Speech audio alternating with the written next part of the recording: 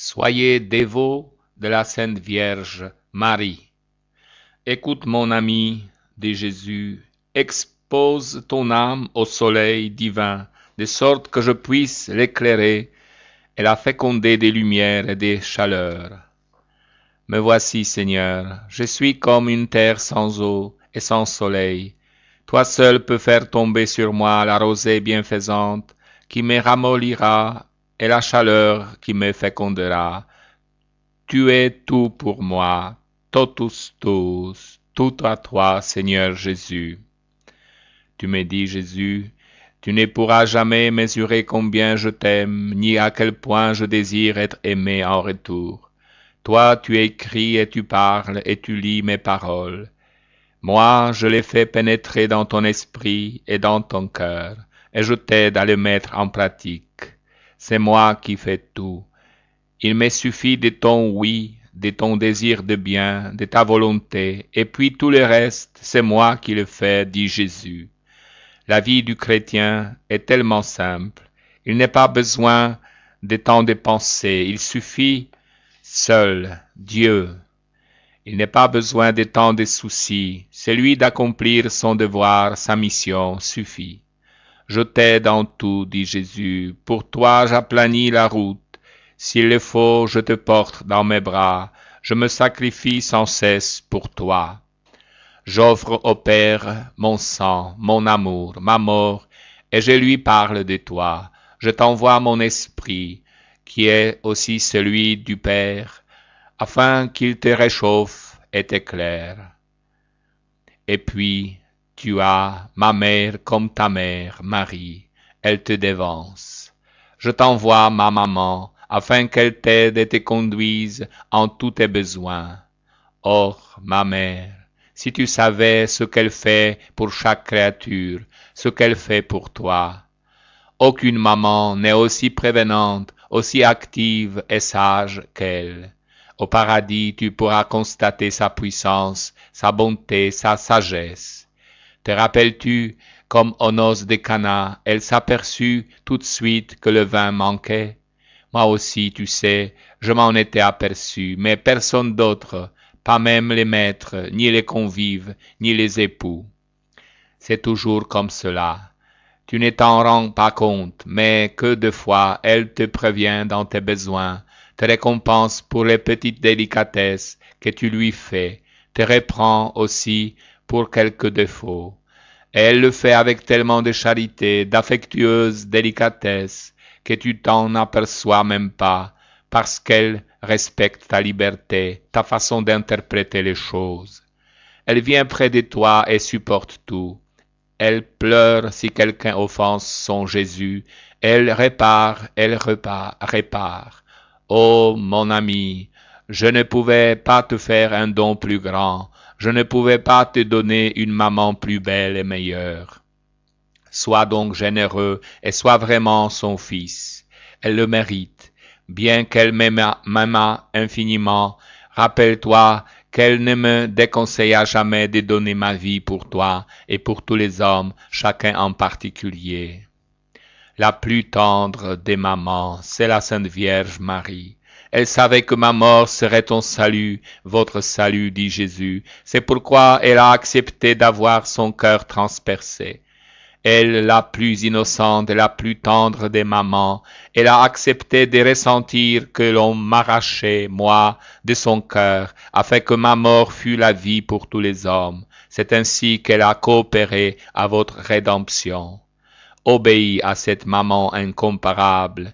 Elle parle encore, et non seulement dans les apparitions où elle se manifeste actuellement sur terre, en beaucoup d'endroits et dans les plus inattendus, mais elle parle aussi à ton cœur, par ses images, par l'intermédiaire de ses ministres, qui l'aiment le plus, répandent sa dévotion, parlent d'elle et la font aimer. De même que les apôtres puisèrent dans sa parole et dans ses enseignements la lumière et la grâce pour connaître les divins mystères et les répandre, de même, je t'affirme, dit Jésus, les prêtres qui ont recours à elle, siège de la sagesse, et la sagesse incarnée, c'est moi qui ai pris demeure en elle. Et épouses du Saint-Esprit en recevront des dons particuliers. 1. Ils sauront conseiller la jeunesse et ils susciteront des désirs de perfection, de sorte que beaucoup de vocations religieuses seront dues à l'efficacité de leurs paroles. 2. Ils sauront particulièrement réconforter les malades, qui recevront volontiers les saints sacrements et seront préparés à ma rencontre par l'intermédiaire de ma maman. 3. Ils auront un grand zèle et une grande efficacité de parole dans la prédication. 4. Ils auront une gloire spéciale au ciel.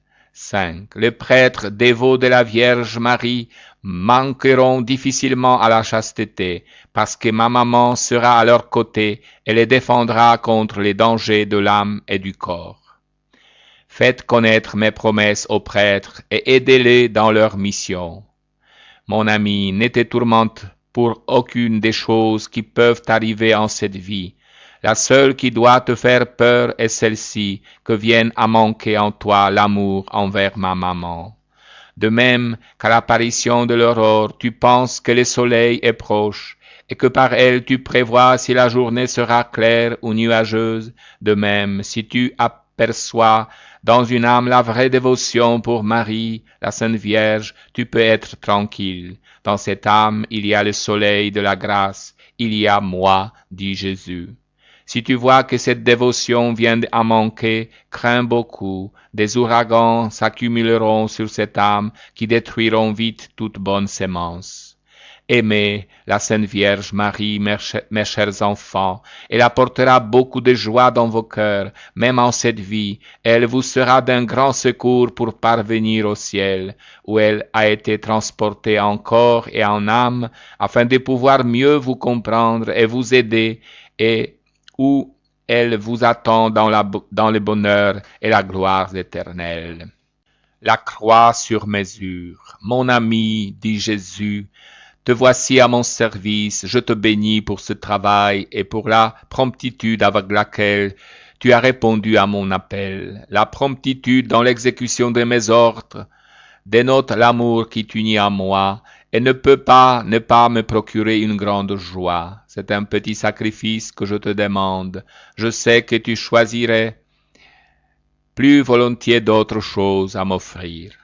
Tous voudront la croix faite à leur manière, mais si je te charge d'une croix, je la fais à la mesure de tes épaules. C'est pourquoi tu ne dois pas avoir peur et tu dois l'embrasser avec joie.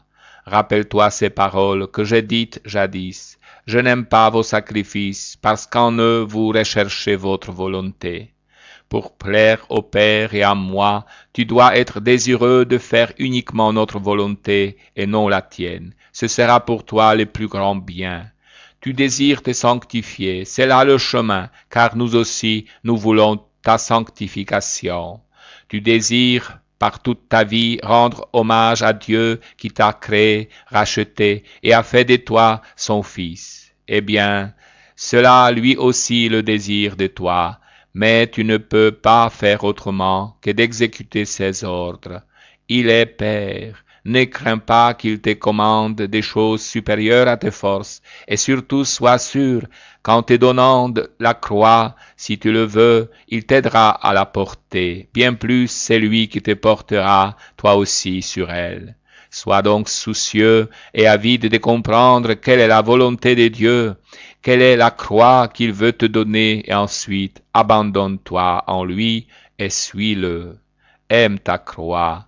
Je vous l'ai dit que celui qui veut marcher derrière moi prenne sa croix et qu'il me suive. Et puis aime-la, ta croix, aime-la par amour pour moi, et tu verras comme il te sera doux de la porter. Ne la rends pas pesante pour toi, ne te plains pas d'elle, d'autres en ont des plus lourdes que la tienne et la portent avec sérénité. Bénis et aime le Seigneur à chaque instant, assure-le de ton obéissance, et incline humblement ton front devant lui. Humilie-toi, reconnais ton néant, car c'est là que réside ta grandeur, ta paix. C'est dans ton néant et dans la reconnaissance de ton néant que réside ta grandeur. Te rappelles-tu, ma mère? Elle a plu à Dieu par sa grande humilité. C'est pourquoi le Seigneur s'est penché sur elle. Elle est devenue la créature la plus sublime. C'est dans l'humble acceptation de ma volonté, dit Seigneur, et dans les supports humbles et joyeux de la croix, que je te donne à porter, que réside ta grandeur, ce qui revient à dire ta sainteté. L'envie. Écoute, mon ami, dit Jésus, je veux te faire une petite allusion à un défaut qui est tellement courant dans le monde et même, hélas, parmi les personnes qui fréquentent l'Église et les sacrements, et que je comble particulièrement des bienfaits. J'entends te parler du défaut d'envie. L'envie dérive toujours d'une âme méchante et égoïste qui voudrait tout pour soi, ou bien elle dérive de l'orgueil qui estime que ne sont point dus aux autres les dons spéciaux dont l'envieux pense qu'il les aurait mieux appréciés ou mieux fait fructifier. Un cœur bon ne songe qu'à faire du bien. Il se réjouit des joies et des biens des autres comme s'ils étaient à lui, et il ne souhaite et ne désire que le bien des autres, bien spirituel et bien matériel. L'envie est comme un serpent venimeux. Tandis qu'elle empoisonne sa propre existence, elle voudrait aussi empoisonner celle des autres. Insatiable dans ses désirs, l'envieux se mord des rages en voyant autrui jouir de biens qu'il voudrait tout entier pour lui. Enfin, lorsque l'envie se rapporte à des dons spirituels et à des grâces que le Seigneur distribue gratuitement à chacun, selon la manière qu'il pense être la meilleure, cette envie est un péché très grave, car elle est envers Dieu une tacite accusation d'injustice. C'est un péché qui crie vengeance à Dieu, lequel est tout amour et bonté envers tous. C'est pourquoi garde-toi toujours et beaucoup de ces défauts que Dieu déteste fortement, si tu ne veux pas que, pour avoir désiré ce que les autres possèdent, il te soit ôté aussi ce que tu possèdes, car c'est Dieu qui t'en fait don. Réjouis-toi avec ceux qui sont dans la joie. Réjouis-toi vraiment de tout cœur du bien-être, du bonheur et des biens spirituels et matériels que possèdent les autres. Prie le Seigneur de les leur conserver si ces biens sont pour leur profit spirituel et pour le salut de leur âme. Attriste-toi avec ceux qui souffrent, surtout si leur souffrance est causée par la méchanceté des hommes, et prononce toujours un mot de réconfort et de paix. Réjouis-toi avec ceux qui sont dans la joie, à condition que ce soit sans péché. Pleure avec ceux qui pleurent, pourvu que tes larmes soient sincères, et apporte un réconfort en faisant comprendre à ton prochain que tu partages ses inquiétudes, ses peines et ses soucis. N'oublie jamais que Dieu est un Père rempli de sagesse, qui distribue ses dons avec une intelligence infinie. Remercie-le pour les dons qu'il accorde à tous les hommes. Remercie-le à la place de ceux qui ne lèvent jamais les yeux vers lui et ne veulent jamais attribuer à Dieu ce qu'ils reçoivent de lui, mais pensent seulement qu'ils le tiennent de leurs mains et de leur intelligence. Sois toujours reconnaissant à Dieu de ce qu'il te donne et sache t'en contenter si tu veux mener une vie plus tranquille. Le bien-être matériel est le plus souvent un coefficient nécessaire pour avoir le bien spirituel. Mais l'incessant désir de posséder, d'augmenter ses propres biens, d'améliorer sa situation, occasionne tellement d'inquiétude qu'il peut faire perdre le bonheur terrestre et même le bonheur éternel.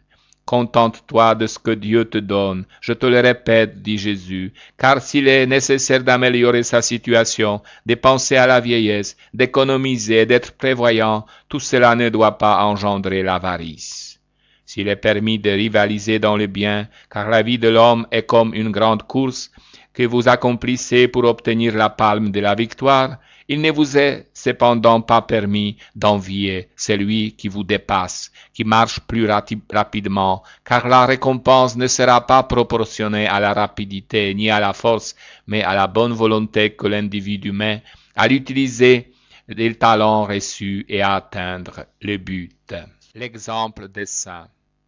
Mon ami, que l'exemple des saints qui t'ont précédé et qui ont vécu la même vie que toi te soit un stimulant pour désirer la perfection et t'incite à marcher pour l'atteindre.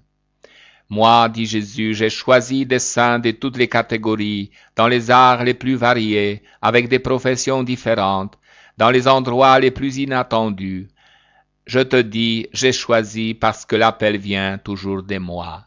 Il est vrai que pour être saint, il faut répondre à l'appel, mais personne ne saurait se sanctifier par ses seules forces, sans mon secours. C'est pourquoi je vais te répétant sans cesse, désire la sainteté, demande-la, moi, continuellement, et collabore avec moi pour l'atteindre. Que les saintes personnes qui ont déjà atteint le but te servent de stimulants et de guides. Oui, ils ont beaucoup aimé, prié, souffert, et qui dans l'obscurité et l'humilité ont atteint des hauteurs imprévues aux yeux des hommes. Chacune de ces saintes personnes a eu ses dons, ses capacités, ses talents et sa mission. Elles l'ont accompli avec amour et bonté, les unes dans les cercles de leur famille seulement, les autres en déployant aussi à l'extérieur leur charité et leurs activités, ou même en fondant d'autres grandes familles religieuses qui s'étendirent ensuite au monde entier. Sois constant dans le bien, accomplis ma volonté avec promptitude et précision, dit Seigneur Jésus. C'est un devoir, une mission. Obéis à qui te dirige avec simplicité et amour. Cela augmente tes mérites. N'attends rien des hommes, mais réjouis-toi d'être avec moi qui t'aime infiniment. Crois à mon amour. Jésus, fais que je croie en ton amour, que je me sens tellement rien qu'il me semble impossible que tu puisses abaisser tes yeux sur moi et m'aimer d'un amour de préférence. Mon ami, n'oublie pas que je t'aime, dit Jésus, non pas pour tes mérites, mais parce que je veux t'enrichir des miens. Si je trouve le terrain convenable, si je trouve l'âme disposée à m'accueillir, moi, je déverse sur elle l'abondance de mon amour, et j'accomplis de grandes transformations. Rien ne m'empêche d'opérer des miracles. Ne suis-je pas ton Dieu? Crois donc, mon ami, crois à mon amour, oublie-toi, aime-moi et avance avec sérénité sur ton chemin. Entraîne derrière toi le monde pour me l'apporter. Donne réconfort et joie à tous. Aime tout le monde, excuse les défauts de tout le monde, car toi aussi tu en as, et aide tout le monde. Que ta parole pénètre dans les cœurs avec la douceur de la rosée qui mouille et amollit le terrain sans l'abîmer. Les orages, les averses n'apportent jamais de bienfaits. De même, si elle descend comme la foudre ou comme un déluge, ta parole sèmera le dégoût et n'apportera aucun bien. Mon ami, écoute mes paroles, imite mon comportement envers tous, que tous viennent puiser en ton cœur bonté, générosité, amour, piété, toutes choses que tu as puisées et puiseras en mon cœur miséricordieux. Que ma mère, la Sainte Vierge, soit ta maîtresse. Fie-toi à son cœur immaculé, le cœur de Marie.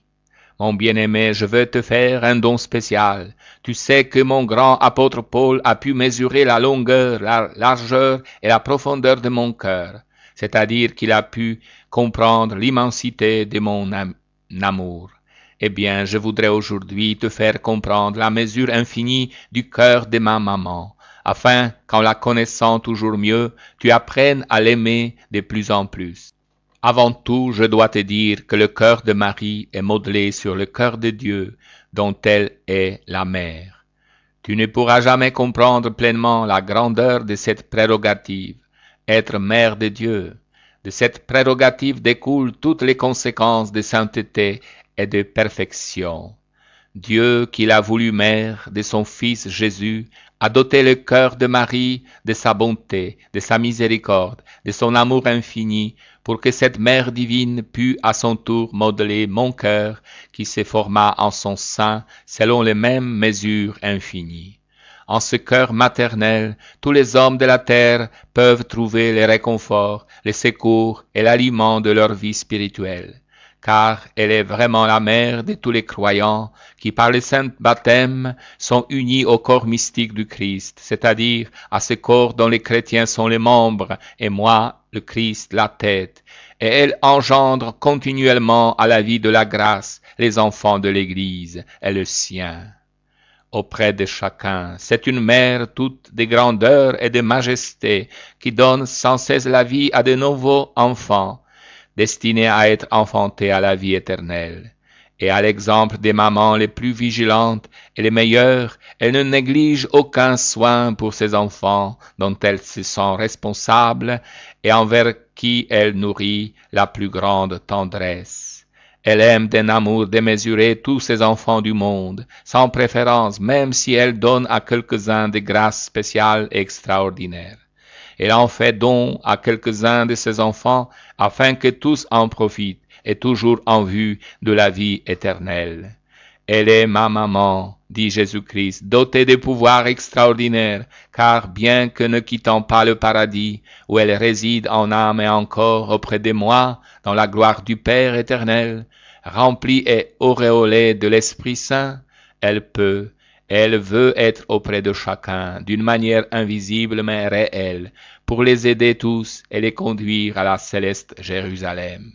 Elle applique aux âmes la puissance du sang qui, jaillit de son cœur maternel, se déversa dans mon cœur, et que j'ai donné au monde jusqu'à la dernière goutte, au cours de ma passion et de ma mort. Elle veille attentivement. Dans ma chair, elle fait le don de la sienne qu'elle m'a donnée.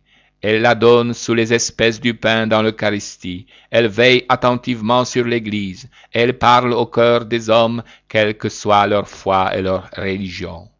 Il n'est pas de douleur qu'elle ne veuille et ne puisse consoler, car elle est sensible aux souffrances humaines qu'elle supporta de façon admirable au cours de sa vie mortelle. Elle sent se répercuter en son cœur les souffrances de ses enfants. Elle ne reste indifférente à aucune peine. Ce n'est qu'en voyant à quel point la souffrance est utile pour la vie éternelle et pour la vie de l'Église qu'elle permet que ses bien-aimés restent dans la douleur tout en leur accordant réconfort et secours. C'est elle, la reine des martyrs, qui accompagne ces cohortes d'âmes généreuses de tous les siècles, lesquelles, par amour pour Dieu et pour témoigner de la vérité que je vous ai enseignée, sont disposées à donner leur vie. Mais elle est aussi auprès de ces mamans qui, dans la vie de chaque jour, affrontent les sacrifices prolongés que nécessite l'accomplissement de leurs devoirs. Elle veille avec un cœur maternel sur les consacrés et se tient auprès d'eux, quel que soit leur âge et leur condition. Elle s'afflige si elle ne les voit pas tendus vers la réalisation de la perfection à laquelle ils se sont voués. Sa supplication au Père éternel s'étend à tous les hommes de la terre et sans cesse, elle implore pitié, miséricorde et secours pour tous. Nouvelle Esther, magnifique dans sa beauté, la Sainte Vierge ravit le cœur de Dieu. Elle se présente à lui, au Père, en m'étendant petit enfant entre ses bras, ou bien elle me présente dans mon adolescence ou mourant sur la croix. Elle présente aussi au Père éternel son cœur transpercé de cette glaive. Elle supplie, je suis ta fille, pardonne-leur, car ils ne savent pas ce qu'ils font. La divine bergère, ô mon ami, je t'assure que j'aurais pu créer un monde plus grand, des fleurs plus belles et plus parfumées, mais vraiment je n'aurais pas pu me créer une maman meilleure et plus belle, dotée d'un cœur plus délicat, plus sensible et fidèle. Fidèle à Dieu dans l'observance de ses lois et de sa volonté à laquelle elle s'est identifiée. Fidèle à ses enfants, fidèle aux âmes qui se confient à elle, car elle ne permettra jamais qu'elles se perdent. Même si ces âmes sont attirées par mille choses mauvaises qui séduisent le cœur et l'esprit de l'homme, elle sait les retrouver, les récupérer, les reconduire à la bergerie. Elle sait que moi, je suis le bon pasteur. Elle est, elle, la divine bergère. Si moi, je suis le bon samaritain, dit Jésus, elle est la maman pleine de bonté qui court avec empressement là où la nécessité l'appelle. Elle sait que si je suis le Rédempteur, si j'ai eu mon cœur ouvert par amour pour l'humanité, elle aussi en est la co-rédemptrice. Mon ami, invite tous les hommes de la terre à se réfugier dans le cœur miséricordieux, immaculé de ma maman, et ils seront sauvés. Dans l'impuissance de faire ce que je désire, offre-lui le cœur des hommes bons et méchants, afin qu'une fois encore le monde soit sauvé par son intermédiaire et que triomphe sur la terre son cœur immaculé et divin, demeure de l'Esprit Saint. Examen de conscience. Mon fils bien-aimé, mon ami, dit Jésus, reviens sans cesse sur toi-même pour voir de quelle manière tu chemines dans la vie spirituelle. Rappelle-toi que s'arrêter veut dire reculer, car de même qu'une barque sur la mer ne peut rester immobile, mais doit, à force des rames, suivre une direction, de même dans la vie spirituelle, conduite par Dieu, tu dois prendre une direction, tu dois avoir un but et la volonté de l'atteindre. Tu ne dois pas aller de l'avant au hasard, mais de temps en autre, tu dois vérifier ta position. J'entends par là te parler de l'examen des consciences. Il est indispensable à la bonne marche de l'âme, non seulement comme préparation à la confession, mais comme continuelle vérification afin de vous assurer que tout marche dans l'ordre. C'est vous mettre devant Dieu et grâce à sa lumière rentrer en vous-même, non pas seulement pour voir en quoi vous êtes tombé, en quoi vous avez offensé Dieu et le prochain, mais aussi pour constater quel progrès vous avez fait dans la vertu. Mon ministre, mon ami, l'examen de conscience qui, parmi les chrétiens, a presque été banni, doit revenir faire partie de votre vie de piété, afin que vous cultiviez mieux votre vie intérieure, la seule qui ait beaucoup d'importance. Tu remarques des troubles dans ta personne, tu cherches à les identifier, tu en ressens les symptômes, tu penses à une maladie et tu consultes le médecin ou bien tu prends les remèdes nécessaires. Il doit en être de même pour l'esprit.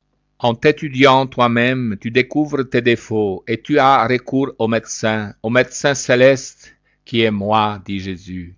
Comme je te connais à fond, tu peux t'éclairer et t'aider.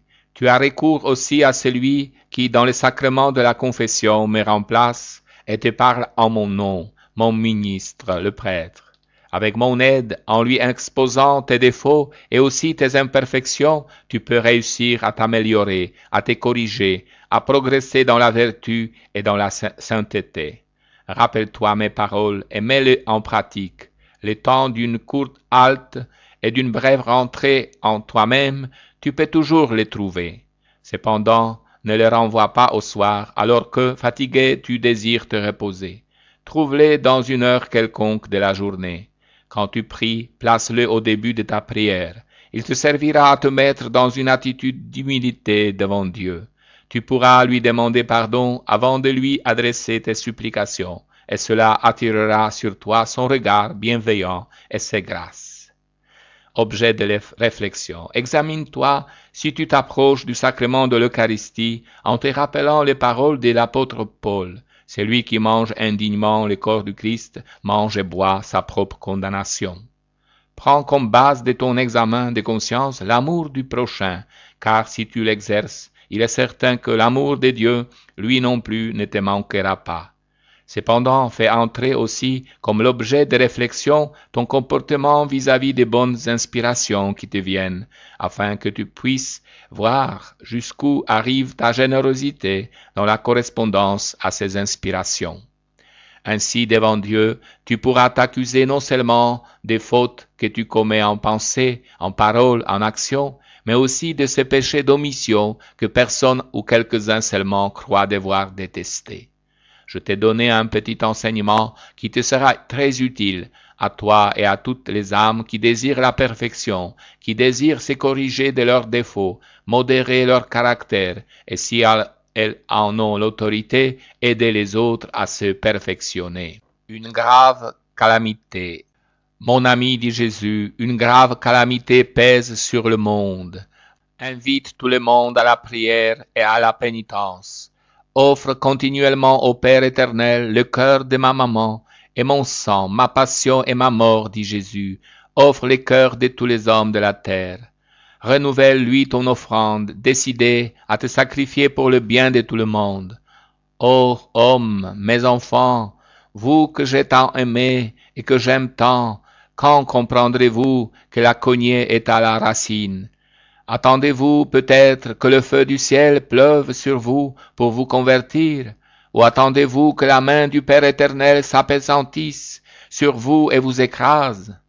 Amusement, luxure et péché, égoïsme, avidité, orgueil triomphant.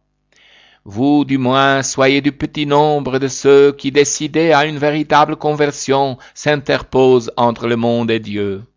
Pas de plainte inutile, mais une prière incessante. Sachez renoncer à beaucoup de choses inutiles si vous ne voulez pas que l'on vous ôte même celles qui sont indispensables.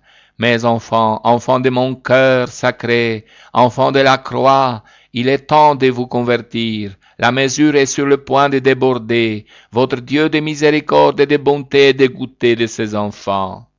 Tu ne sais pas ce qui vous attend. Que dois-je te dire, mon ami? Reste dans mon cœur sacré. Prie, aime, souffre pour tout le monde. Reste auprès de ma maman, la Sainte Vierge Marie. Je protégerai ta maison et ceux qui l'habitent, mais supplie tout le monde de changer de vie. Toi, tu ne sais pas ce qui vous attend. Oh, mon ami, je regrette de te le dire. Je sais que tu n'aimes pas de semblables messages, que tu qualifies de terroristes, mais comment puis-je te taire les grands malheurs qui menacent les hommes? Un bon père peut-il cacher à ses enfants les dangers au-devant desquels ils vont ou le précipice dans lequel ils posent les pieds? Je t'en conjure, mon ami, fais entendre et parvenir ta parole au plus grand nombre possible, afin qu'il ne soit pas trop tard.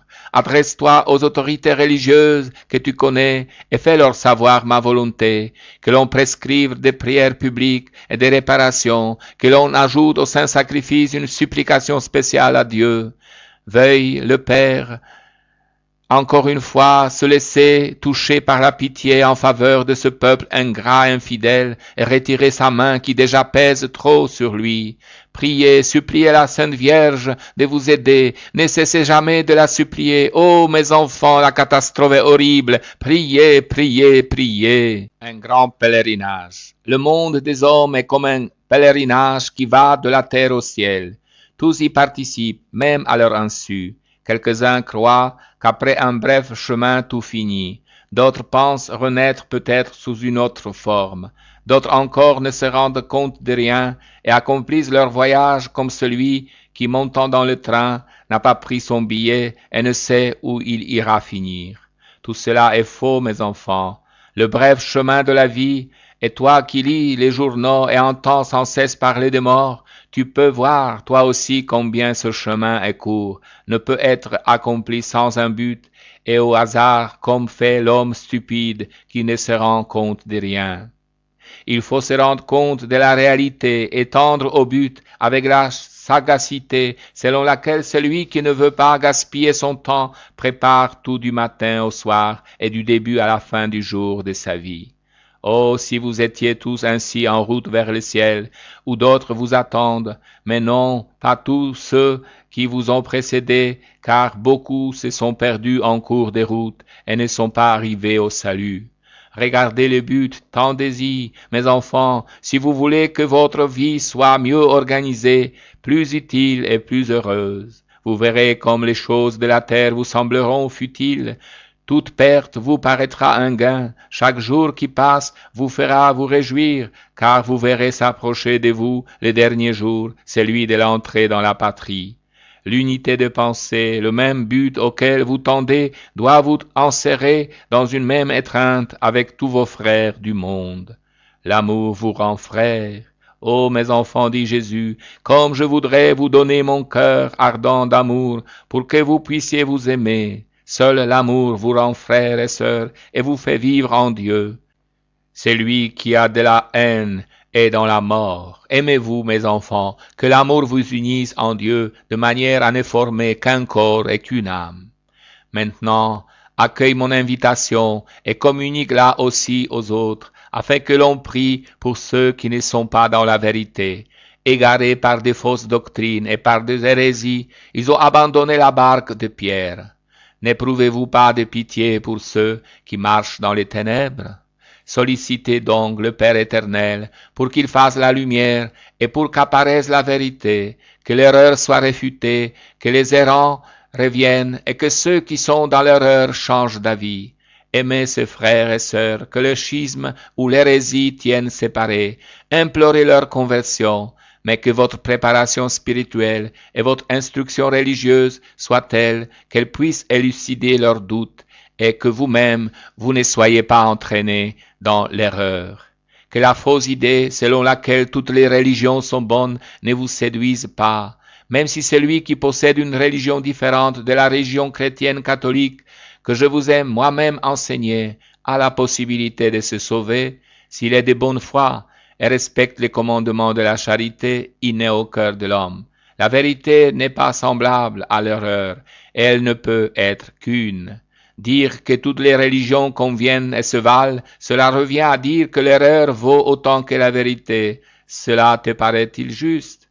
Aie pitié aussi de ceux qui se refusent à voir la lumière qu'ils possédaient jadis et qui ne vivent pas en des terres lointaines, mais peut-être dans votre propre maison. Ils sont unis au corps de l'Église parce qu'ils sont baptisés, mais ils ne sont pas unis à l'âme parce qu'ils nient quelques vérités qui font partie du credo.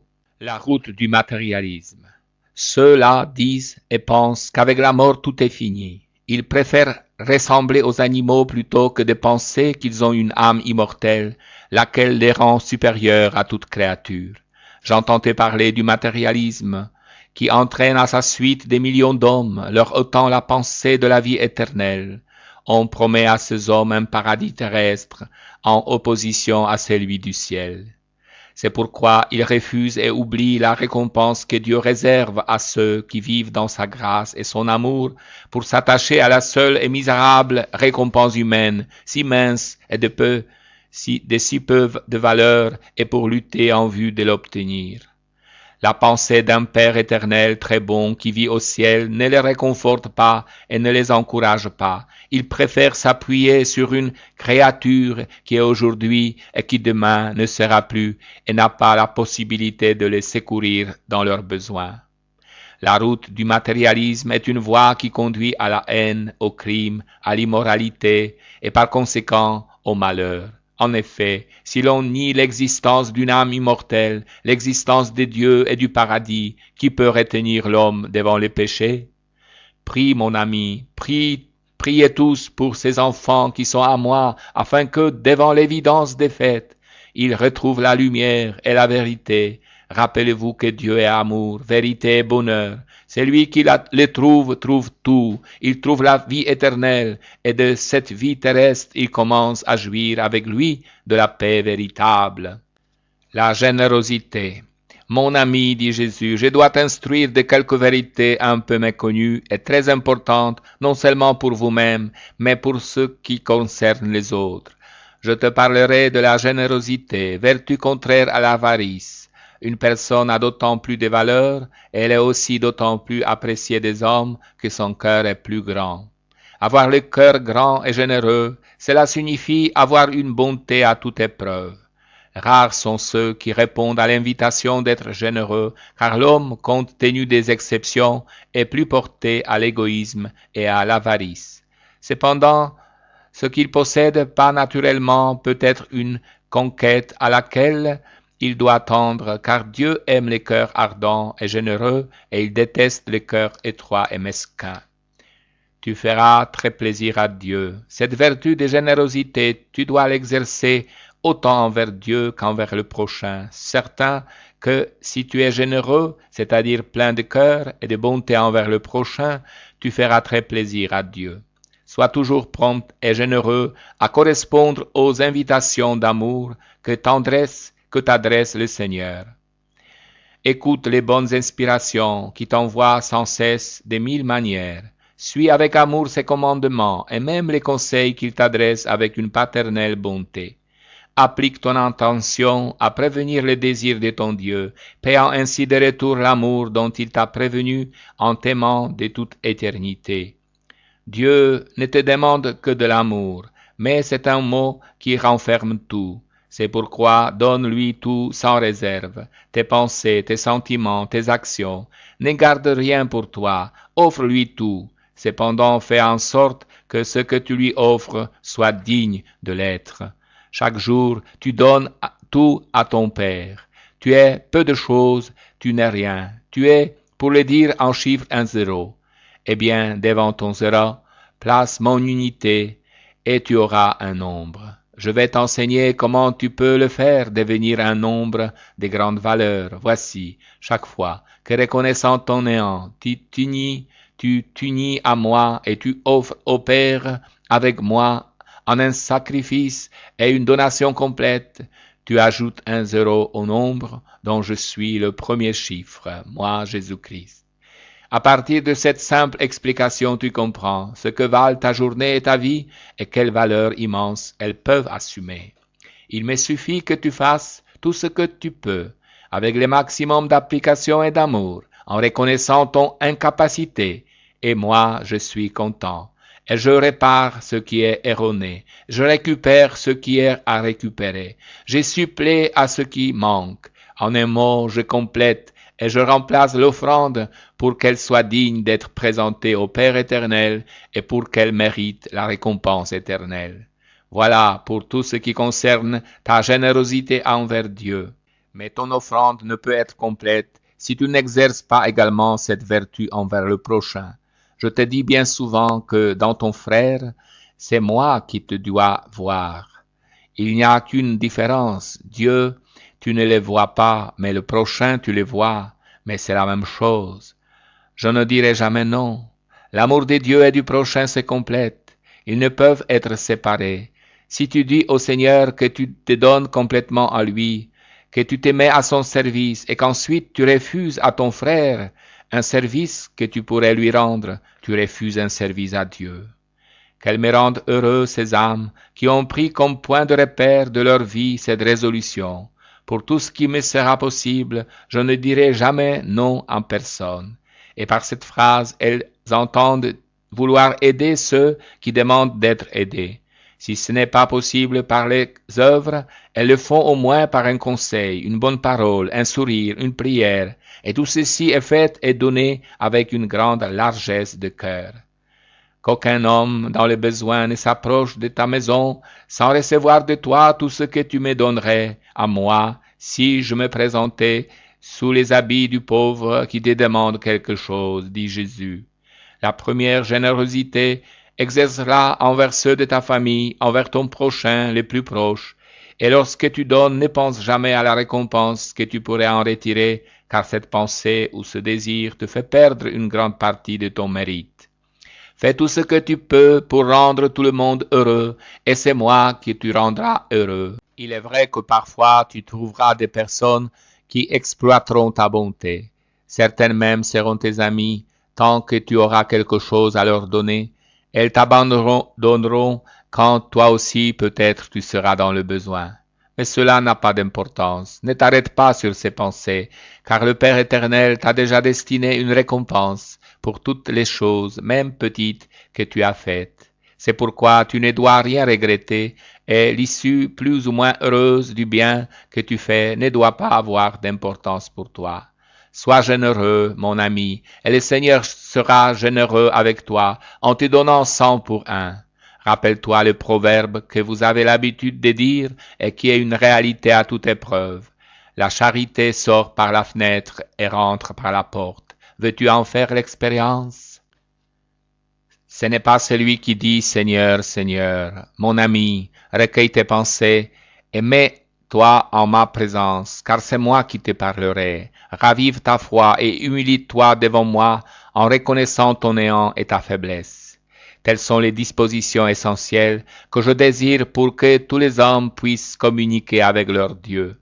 Le monde ne m'entend pas et ne me comprend pas parce qu'il n'aime ni le silence ni le recueillement. Ma voix est simple et délicate, je ne hurle pas, je ne fais pas de bruit, je me tiens à la porte du cœur humain et je frappe avec discrétion, je demande de pouvoir entrer. Je voudrais faire partie de la vie de mes enfants, je voudrais que l'on me confiât toutes les responsabilités, je voudrais que l'on eût davantage confiance en moi. Trop souvent on dit avoir la foi, mais on ne la prouve pas dans la pratique. Savoir attendre. Tout le monde voudrait résoudre ces questions et ces problèmes en un instant, et si l'on ne les voit pas résolus, on ne se fie plus à moi et l'on me tourne le dos. On n'a pas de patience. On ne sait pas que savoir attendre est une vertu divine. Si tu savais comme Dieu est patient. Il y a des âmes qui disent qu'elles m'aiment et paraissent vouloir me détacher de la croix pour se mettre à ma place. Mais si je leur demande seulement de patienter dans les choses, dans la réalisation de leurs désirs, elles se désespèrent. Et je te l'affirme, dit Jésus, elles auraient même recours aux démons à condition de voir au plus vite leur volonté réalisée. Mon ami, combien m'afflige un comportement aussi peu en accord avec le mot que l'on prononce. Te rappelles-tu ce que je vous ai dit dans l'Évangile? Ce n'est pas celui qui dit « Seigneur, Seigneur » qui entrera dans le royaume des cieux, mais celui qui fait la volonté de mon Père. La prière est d'une grande importance, mais si tu n'es pas disposé à faire ma volonté, tu n'es pas logique avec toi-même. Dans les Notre Père, tu dis que ta volonté soit faite, mais tu le dis seulement du bout des lèvres, si tu n'es pas disposé à l'accepter dans l'exécution. Laisse-moi faire, dispose, règle et suis également tes intérêts matériels eux-mêmes, puisque c'est le devoir de tous les hommes libres d'assumer aussi leurs responsabilités de la bonne marche de la famille et de leurs intérêts personnels, voire matériels. Fais-le avec intelligence, avec calme, avec justice et rectitude. Mais lorsque de ton côté tu as tout fait, laisse-moi faire, dit Jésus. C'est moi qui abats et qui relève selon le besoin. Je veux que mes créatures vivent le cœur détaché de tout ce qui passe. Si l'on ne m'écoute pas et si l'on ne fait pas par amour ce que moi je désire, j'ai parfois recours à des moyens drastiques et je fais des coupes sombres. Je ne veux pas que les âmes se perdent. La vie passe rapidement, souvenez-vous-en, mes enfants. Tout lien qui vous rattache à elle, coupez-le par amour pour moi, afin que vous puissiez vous envoler plus rapidement lorsque vous serez appelés. Vivez votre vie naturelle, plongez dans ma vie divine, que de paix, que de sérénité, de joie, de confiance, je désire vous donner. Voilà pourquoi, au début de cette instruction, je te dis de te recueillir et de penser à moi, afin qu'entre toi et moi, il se fasse un échange de dons. Toi, tu me donnes ta misère, tes préoccupations, tes chagrins. Moi, je te donne la richesse de mon cœur sacré, avec tout ce qui te sert à la conquête, non des biens passagers, mais éternels. Foi et prière. Mon ami, je désire te parler, dit Jésus. Toi, crois-tu au Fils de Dieu? Crois-tu en moi qui te parle? Eh bien, si tu as la foi, tu verras ma puissance. N'ai-je pas toujours opéré des miracles éclatants? J'ai donné la vue aux aveugles, l'ouïe aux sourds, la parole aux muets, j'ai fait marcher les paralytiques, j'ai ressuscité les morts, et je me suis ressuscité moi-même. Crois-tu que maintenant ma puissance soit diminuée? Rappelle-toi que Dieu est immuable, il est toujours le même, Dieu qui a créé le monde, qui le conserve, qui assiste chacune de ses créatures et opère continuellement des miracles. Il y a des miracles que tu ne vois pas, mais qui ne sont pas moins grandioses que celui de la résurrection des morts. Ressusciter une âme de sa vie de péché à la vie de la grâce, le pardon des péchés, la conversion d'une vie de péché à une vie de perfection et de sainteté, sont des miracles beaucoup plus importants et grandioses, même s'ils échappent à vos regards et que vous ne leur donnez pas toute l'importance qu'ils méritent. Si vous avez la foi, pour obtenir de Dieu des miracles de tout genre, il faut la foi. Je vous ai dit dans l'Évangile, si vous avez la foi comme un grain de sénévé, vous direz à cette montagne, jette-toi dans la mer, elle vous obéira. La foi est indispensable, elle est la base, la prière est le moyen. Sans la foi, la prière n'a pas de but, elle n'est pas efficace. Sans la prière, la foi ne s'exprime pas, elle est lettre morte. Elles sont comme deux sœurs inséparables. La foi te fait connaître Dieu, la prière te fait t'adresser à lui. La foi présente à ton esprit les attributs de Dieu, ses qualités. La prière, profitant de ses attributs, ose présenter à Dieu ses besoins et réclamer son secours. La foi te présente le monde gouverné par Dieu dans chacune de ses manifestations naturelles, même si c'est par l'intermédiaire des lois déjà préétablies, mais toujours actuelles, car en Dieu tout est présent. La prière t'élève vers Dieu, afin que tu puisses lui demander que les éléments obéissent constamment à la main prévoyante de Dieu en observant les lois naturelles. En vertu de la prière, tu demandes d'être préservé des cataclysmes, tremblements de terre, ouragans, raz-de-marée, inondations, désastres de tout genre, nuisibles à toi et aux autres. Mais il y a aussi des désastres spirituels qui ruinent les âmes. La foi te les montre par mes paroles, car maintes fois j'ai dit dans l'Évangile, que sert à l'homme de gagner l'univers s'il vient à perdre son âme? Il vaudrait mieux pour celui par qui le scandale arrive, qu'on lui mit une meule de moulin au cou et qu'on le jetât à la mer, plutôt que de scandaliser l'un de mes enfants. Il vaut mieux aller en paradis avec un seul œil, avec une seule main, que d'aller en enfer avec les deux. C'est pourquoi si ton œil te scandalise, arrache-le, si ta main te scandalise, coupe-la.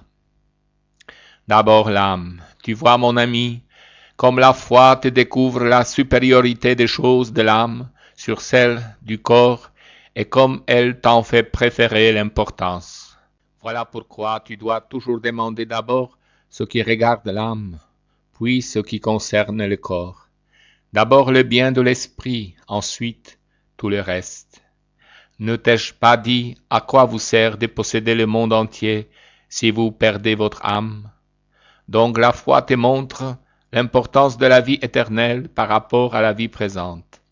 Voilà pourquoi je vous ai dit de demander avant tout le salut de l'âme, mon royaume, et ensuite tout le reste. Quand tu te mets à prier, et tu peux prier continuellement si tu m'offres tes actions comme des actes d'amour, ravive ta foi. Vois-moi auprès de toi, opérant avec toi, et n'aie pas peur de demander des miracles. Plus ta foi sera grande, plus ta prière sera fervente et sincère, et plus nombreux et faciles seront les miracles. Ils viendront faire partie de ta vie quotidienne. Là où toi tu ne peux arriver, c'est moi qui y parviens par ma grâce, dit Jésus. Là où tu n'arrives pas dans ton impuissance, c'est ma toute-puissance qui y parvient. Ne crains pas, aie confiance. Crois-tu au Fils de Dieu? Te dis-je encore. Si tu crois, tu verras les fruits de ta foi. Demande et espère contre toute espérance. La seule chose que tu ne dois pas faire est celle-ci. Fixer le jour. Tu ne peux dire au Seigneur, demain exauce-moi. Pour lui, demain ou plus tard, ou l'année prochaine, c'est la même chose. Il sait comment et quand il doit t'exaucer. L'important est que tu aies foi et que tu pries. Te rappelles-tu combien Monique a pleuré pour son Augustin? Enfin, elle a obtenu un miracle éclatant qui honore Dieu et l'Église de tous les temps. Conduis-toi donc ainsi dans la prière, faite avec foi et confiance. Demande toutes les grâces que tu désires, préférant toujours ce qui vaut pour la vie éternelle, et le reste te sera donné par surcroît. Se préparer à la communion. Mon ami, dit Jésus, je veux te suggérer deux choses très importantes. Avant tout, je veux t'enseigner la manière de te bien préparer à la Sainte Communion. Elle est l'acte le plus solennel que tu accomplis au cours de la journée, et même au début de celle-ci, et je voudrais que tu donnes à cette rencontre toute l'importance qu'elle mérite. Je t'en prie, ne sois pas nonchalant dans notre rencontre d'amour. Une épouse qui n'attend pas avec joie son époux de retour à la maison après une journée d'absence ne le rend pas heureux. Je viens à toi après avoir attendu tout un jour et toute une nuit, avec le désir ardent que tu viennes dans mon cœur. Et tu ne veux pas te préparer à y venir? Note bien que je t'ai dit à venir dans mon cœur, car comment peux-tu, toi, contenir le mien qui est digne d'une grandeur infinie? C'est toi qui dois venir dans mon cœur. Moi, je t'attends avec un ardent désir. Maintenant, il faut que tu te prépares et je t'enseigne la manière. Comme tu l'as fait ce matin, mets-toi en la présence de ma mère et prie-la de toute ton âme, de remplir envers toi le délicat office qu'accomplissent les mamans auprès de leurs enfants. Prie-la de rétablir en toi l'ordre intérieur, de te laver des petits manquements quotidiens, de t'orner de ses vertus et de ses mérites, puis récite avec elle les paroles que l'Église place sur ses lèvres, récite l'Angelus Domini, en pensant bien à ce que tu dis. Vois près de toi ton ange gardien. Au moment de la communion, pense qu'une nouvelle incarnation va se produire en toi. C'est moi qui deviendrai chair de ta chair, sang de ton sang. Nous ne ferons qu'un, et la chair et le sang que m'a donné ma maman et que moi je te donnerai opéreront une transformation totale en ton âme. Garde toujours allumés les flambeaux de la foi lorsque tu te prépares à la Sainte Communion. Ne fais pas comme les vierges folles, car la foi est indispensable dans les choses de Dieu. Mets-y de l'huile de l'amour et sois sûr que chaque communion ainsi préparée apportera ses bienfaits spirituels. Une communion sans préparation est une insulte et une offense à mon cœur. Sache-le et fais-le connaître. Se préparer à la confession. Mon ami, dit Jésus, le sacrement des pénitences demande lui aussi une préparation. Chaque sacrement est un grand don d'amour de la part de Dieu. C'est un canal qui apporte ou qui augmente en toi cette eau mystérieuse qui s'appelle la grâce. Elle te purifie de tes fautes et te désaltère au point que tu n'as plus soif. Te rappelles-tu ce que j'ai dit à la Samaritaine? Je te donnerai à boire une eau telle qu'en la buvant tu n'auras plus soif pour l'éternité. Telle est l'eau mystérieuse de la grâce qui se communique à vous par l'intermédiaire des sacrements reçus en de bonnes dispositions. La pénitence est l'un de ces sacrements. Je l'ai moi-même institué, car après ma résurrection, j'ai donné à mes apôtres la mission d'aller à travers le monde et de pardonner les péchés. Pardonner les péchés est une œuvre divine. Seul Dieu peut les pardonner. C'est pourquoi mes ministres me représentent et agissent selon mon commandement. Ce sont des guérisons spirituelles qu'ils opèrent en mon nom. De même qu'un malade qui va chez le médecin se prépare physiquement et même mentalement à lui exposer ses maux, ainsi le malade de l'âme doit-il se recueillir avant la confession pour connaître ses défauts et en voir la racine, s'il veut être aidé à s'en libérer par le médecin céleste que représente mon prêtre. Rappelle-toi que la confession est le sacrement dans lequel tu dois détester tes péchés, ne pas les excuser, ne pas les cacher, car ils deviendraient pour toi un couteau à double tranchant, c'est-à-dire non plus un moyen de pardon, mais de condamnation. Tu ajouterais le péché au péché. Combien m'affligent certaines confessions qui sont plus la rencontre sentimentale de deux personnes que la rencontre avec un Dieu de miséricorde, de bonté et d'amour. Oh, quelle grande foi je voudrais trouver en mes enfants lorsqu'ils s'approchent de moi pour déposer leur fardeau, le poids de leurs fautes, et pour en recevoir le pardon. Certains s'approchent de la confession préoccupés surtout de cacher leurs défauts et impatients de faire connaître leurs vertus. D'autres en confession parlent de rêves, de visions et oublient la réalité. Apporte donc au confessionnal une grande foi, une grande sincérité et un grand sérieux. Écoute les paroles du prêtre et expose-lui la résolution que tu as l'intention de prendre, ou bien écoute ce que lui-même te suggère. Reçois l'absolution en pensant qu'à ce moment-là, le sang que j'ai versé sur la croix tombe sur toi pour te purifier. Ne gaspille pas ce sang, je t'en prie. Invite ton bon ange à t'éclairer, car l'ange des ténèbres est sans cesse auprès des confessionnaux pour empêcher que la confession ne porte des fruits. Prie tous les jours pour ton confesseur et pour tous les prêtres confesseurs. Au-devant de combien de périls vont mes ministres dans cet exercice de leur ministère. Le peu de sérieux de la part de la femme ou le peu de prière ou de mortification de leur part à eux les expose au danger et à de nombreuses occasions de chute. Prie donc beaucoup pour les prêtres confesseurs, afin qu'ils soient des juges miséricordieux, dispensateurs des bontés, éclairés et éclairants, et qu'ils conduisent les âmes à la vertu et à la sainteté. Prie encore une fois et toujours, ma mère, la Sainte Vierge, car c'est elle la dispensatrice de la grâce, et mon sang qui te lavera de tes péchés est son sang. Prie-la de rester près de toi, de te préparer, de t'aider et de remercier pour toi le Seigneur d'avoir accordé aux hommes ce que dans leur misère ils ne pouvaient même pas demander, le pardon des péchés. Maîtriser son caractère. Mon ami, écoute-moi, dit Jésus, il est nécessaire que tu apprennes à maîtriser ton caractère et que tu t'efforces de le rendre agréable à ton prochain, afin de pouvoir lui être utile et de le conduire au bien. Le caractère est comme un cachet personnel qui distingue une personne de l'autre. Il est comme une particularité que l'on ne peut confondre. Le changer complètement n'est pas possible. Il est comme une seconde nature. À force de volonté, on peut le modifier et l'on peut orienter vers le bien ce qui est imparfait ou mauvais. Rendre son caractère joyeux s'il est triste de nature, le rendre calme s'il est violent, actif s'il est indolent, sensible s'il est dur, cela n'est pas facile.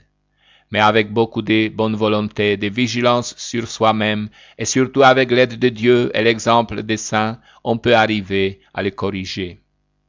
Dans les familles, les plus grandes souffrances sont provoquées non pas par Dieu qui voudrait que tous soient bons et heureux, mais par ceux qui, ne modérant pas leur caractère, ils apportent le trouble, la discorde et la guerre au détriment de la santé matérielle et même de la vie spirituelle de tout le monde. Le premier à souffrir d'un mauvais caractère est celui qui le possède. C'est pourquoi il mérite beaucoup de bonté et de compréhension, outre les secours nécessaires pour pouvoir se corriger. Mais tout le monde a des défauts de caractère, c'est-à-dire quelque chose qui agace les autres.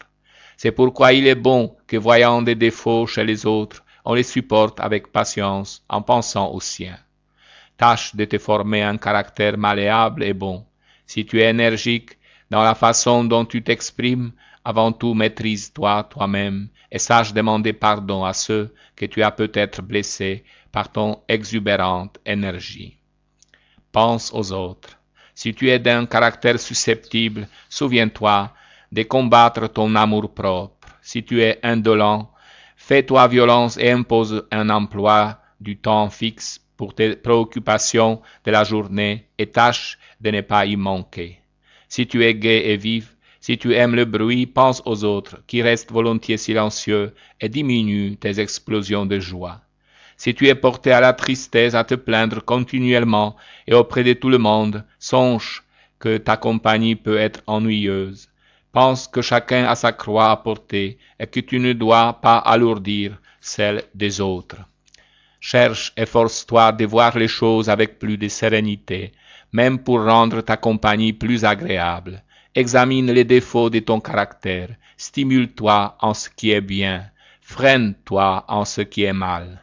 À la base de ta vie, place la bonté et agis en conformité avec elle. Prends comme modèle ma mère ou moi-même. Pendant un instant, songe à quel point fut aimable, doux, bon et serein le caractère de ma maman, la Sainte Vierge, et combien grande furent sa maîtrise d'elle-même, sa patience dans la douleur, son égalité de pensée et de sentiments, sa constance dans le bien et dans la pratique des vertus héroïques. Ce qui n'était pas possible ou te semble impossible à faire, fais-le pour l'amour de ma maman. Tu verras que tout sera plus facile, et une fois que tu seras devenu maître de toi-même, tu sauras aussi commander aux autres, pour qui ce sera un plaisir de t'obéir. Ne juge pas. Mon ami, dit Jésus, écris ce que je te suggère, et dis-le aux autres. Ne sois pas enclin à juger ton prochain, car tu ne peux juger que de l'extérieur. Je suis le seul à voir les intentions qui provoquent les actions des hommes, et ce qui vous paraît mal à vous, moi, je le vois bon, parce que inspiré par de bonnes pensées et des intentions droites. Que ton jugement soit toujours bienveillant, même lorsque tu vois réellement un mal.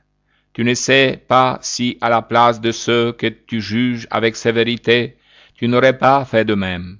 Tu ne sais pas à quel point ils sont tentés et tu ignores les intentions qui les guident. Regarde toujours tout le monde d'un regard de bonté et de miséricorde en me demandant le salut de tous. C'est ainsi que tu commenceras à rapprocher ton cœur de Dieu pour attirer vers lui, grâce à la prière, ceux qui sont loin de lui, sans le savoir peut-être, et pour des multiples raisons indépendantes de leur volonté.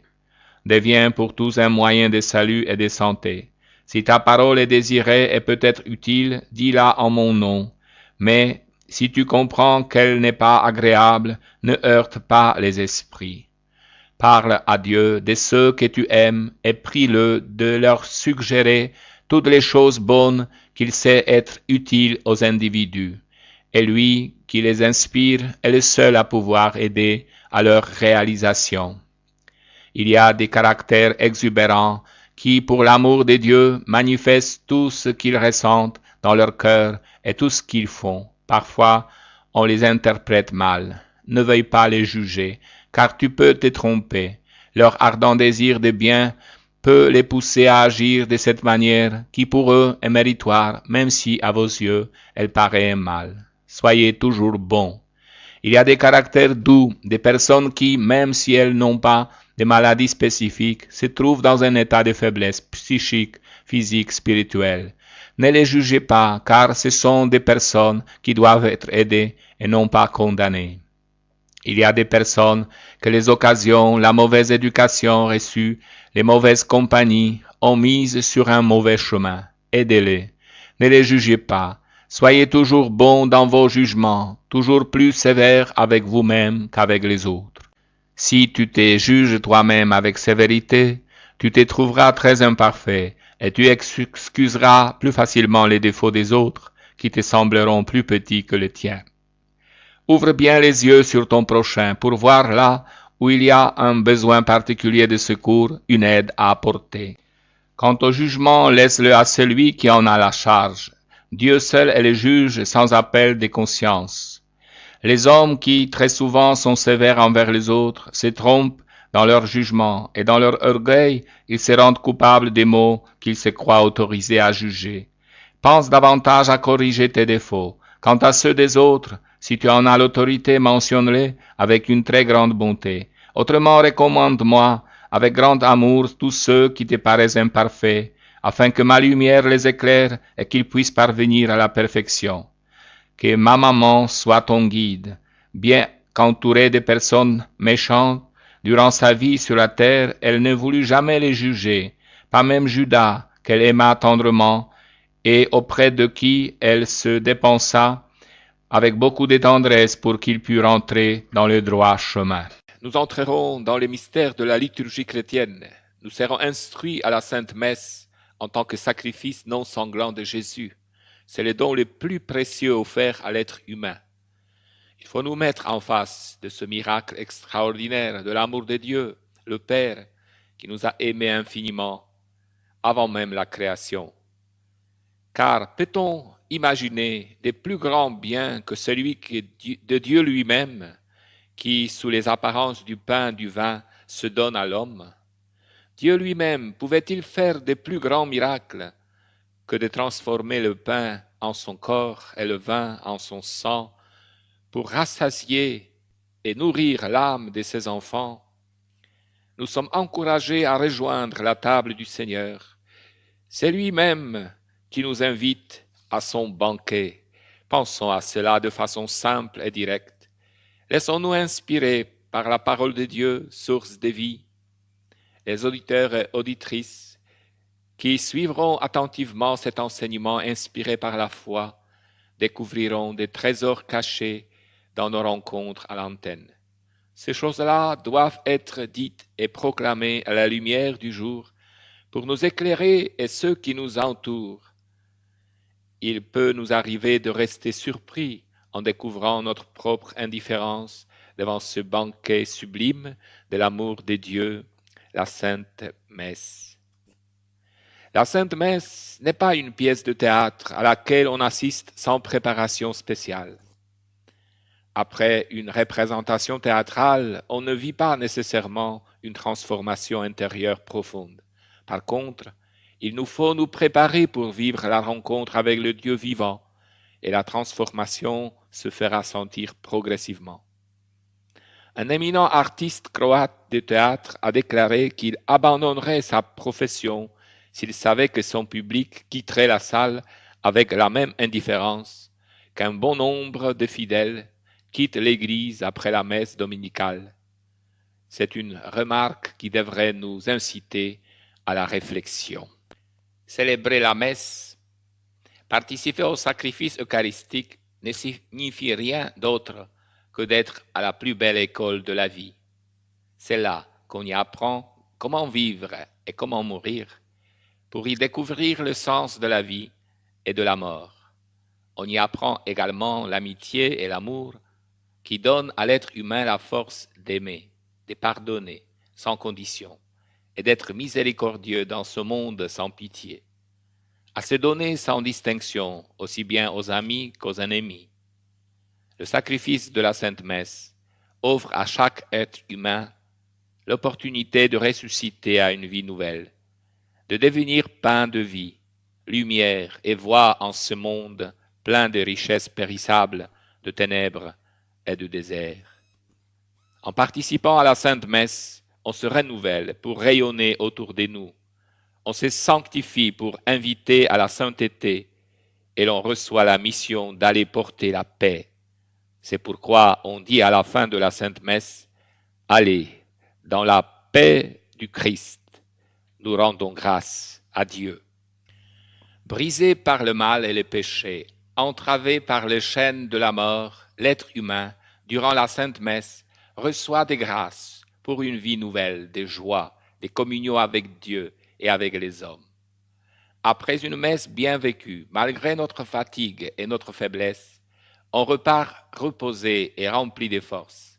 En vivant sa messe, le fidèle devient un être eucharistique, reconnaissant et prêt à collaborer avec Dieu et son prochain pour bâtir un monde nouveau dans l'amour vrai et le don de soi.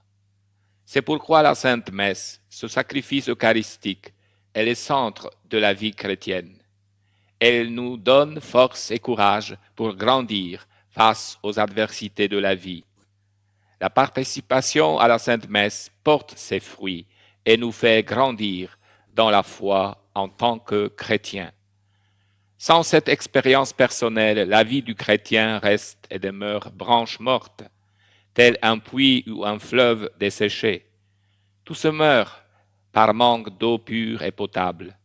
La vie chrétienne est inconcevable sans participation à l'Eucharistie dominicale. De même, la vie et l'œuvre de Jésus seraient incomplètes sans son sacrifice eucharistique. C'est la preuve de son immense amour envers nous. Dans ce sacrifice, il est l'Emmanuel, Dieu avec nous et Dieu pour nous. Mère Teresa de Calcutta a dit « La croix est la preuve que Jésus nous a aimés, et l'Eucharistie est la preuve que Jésus continue de nous aimer. » Marie, tu es la mère du grand prêtre, Jésus-Christ. Par la réponse que tu as donnée à l'Annonciation, voici la servante du Seigneur, Jésus le Verbe s'est fait chair et commença son séjour eucharistique parmi nous.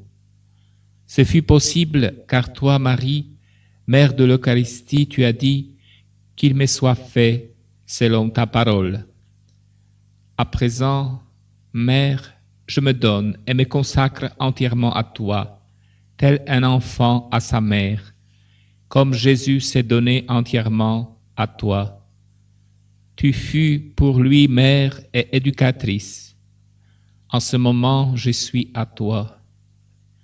Tout mon être, corps et âme, mon passé, mon présent et mon avenir t'appartiennent. Je te confie tout, le bon et le mauvais qui est en moi. Je le fais expressément avant cette messe. Donne-moi ta foi, afin que je puisse dire, Seigneur, viens dans ma vie. Donne-moi ton amour pour accueillir Jésus et le garder en moi.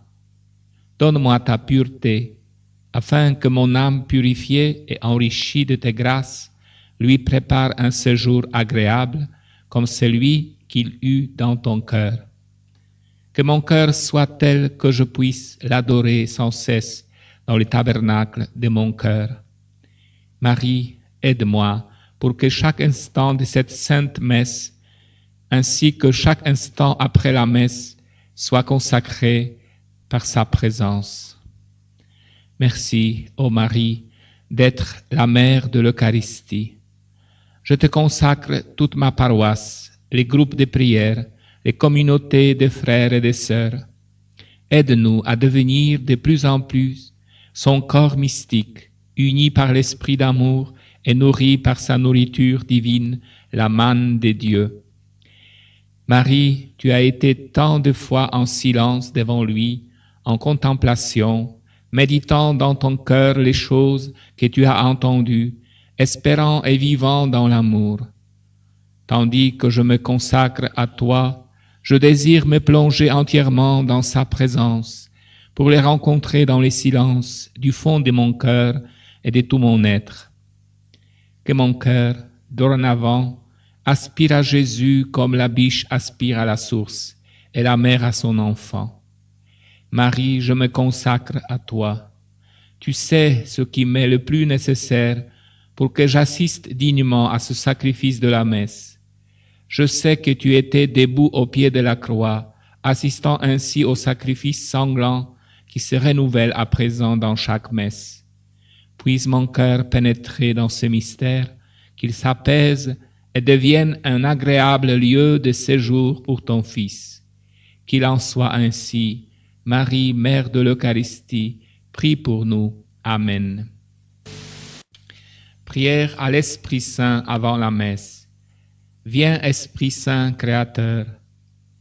Père céleste, au nom de Jésus, ton Fils et notre Sauveur, qui fut rempli de l'Esprit Saint et obéissant envers toi, je te prie d'un cœur sincère. Remplis-moi de force, de lumière, d'amour et de raison. Donne-moi les dons de comprendre et d'accepter ta parole. Guéris ma foi par ton esprit, afin que j'assiste dans la confiance à ce sacrifice de la messe. Par l'amour de ton esprit, remplis mon cœur d'amour eucharistique qui vivifie, apaise et sauve. Que ton esprit me renouvelle, comme tu as promis qu'il renouvellerait la face de la terre. Que ton esprit m'introduise dans ton ordre divin, comme il a apporté l'ordre dans la création.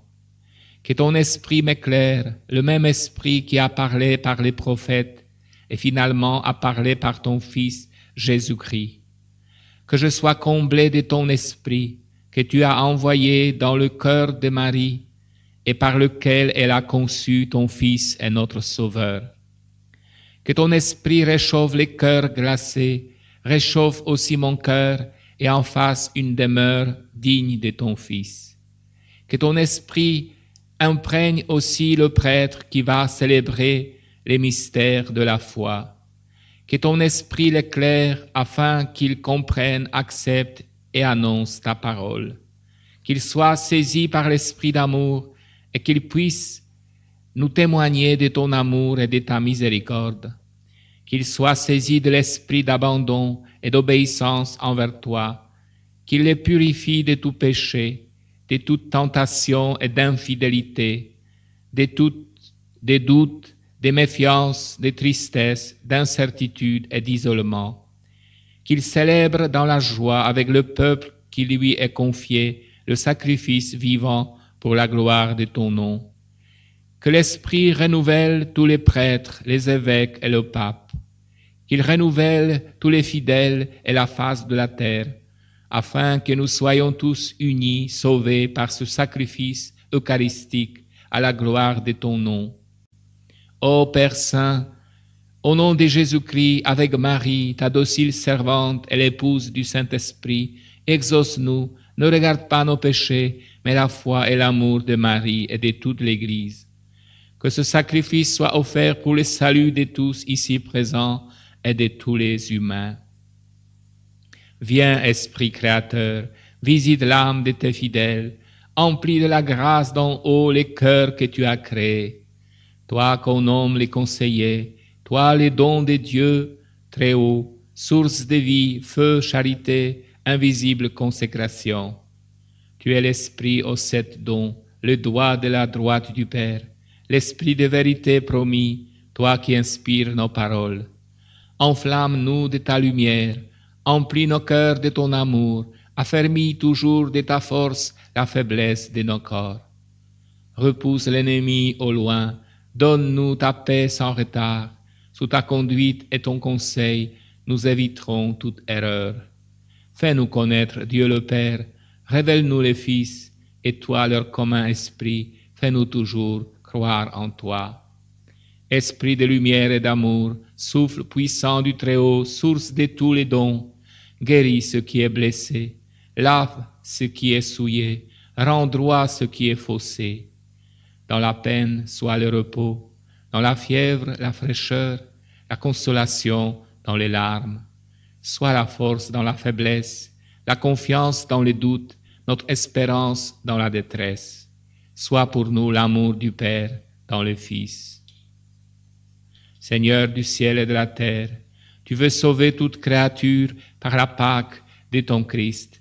Éclaire les humains par la grâce de l'Esprit.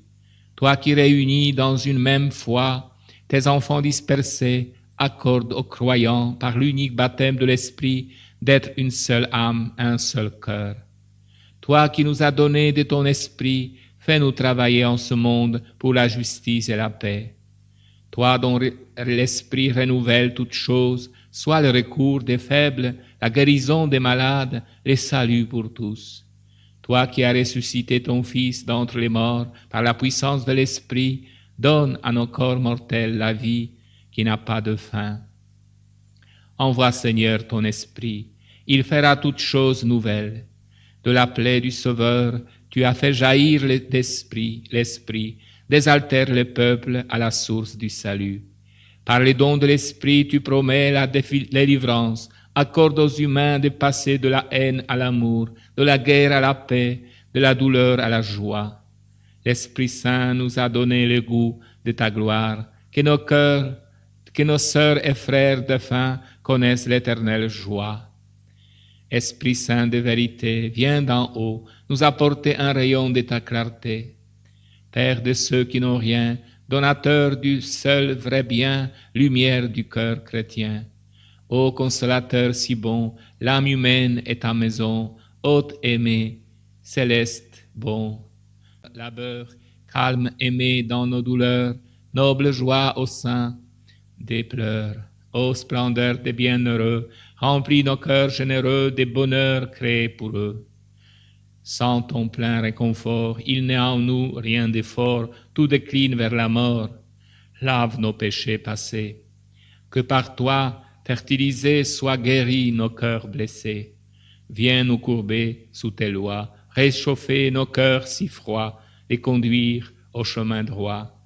Donne au sujet du grand roi, rempli d'amour et de foi, les 7 dons qui sont en toi. Que l'essor de nos vertus nous mène au divin Jésus, à la gloire des élus. Amen. Marie, la mère du Christ, la mère du grand prêtre, est la mère de l'Eucharistie. Elle sait ce que signifie pour nous tous d'être avec Jésus, en sa présence réelle dans l'Eucharistie. C'est pour cela qu'elle nous y invite, que la messe soit vie pour nous et que la vie soit messe pour nous. Elle nous demande de jeûner pour découvrir le vrai pain divin descendu du ciel. C'est pourquoi elle nous demande de nous préparer à la Sainte Messe et de lui donner la priorité devant toutes nos prières.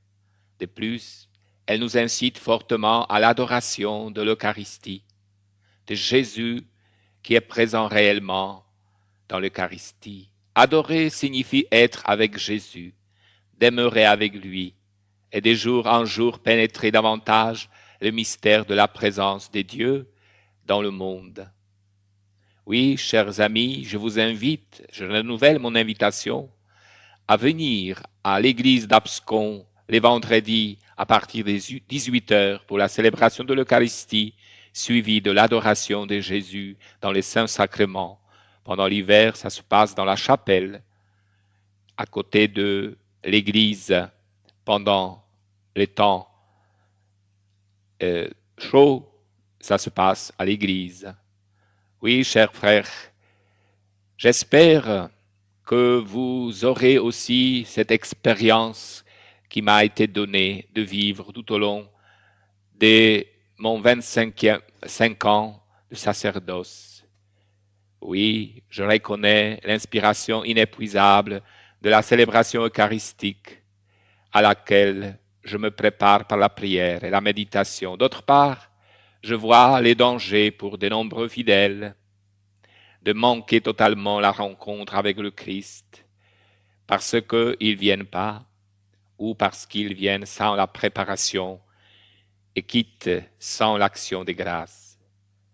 Peu importe que ce soit dans la semaine ou le dimanche, on risque de faire ainsi de la messe une simple rencontre sans fruit.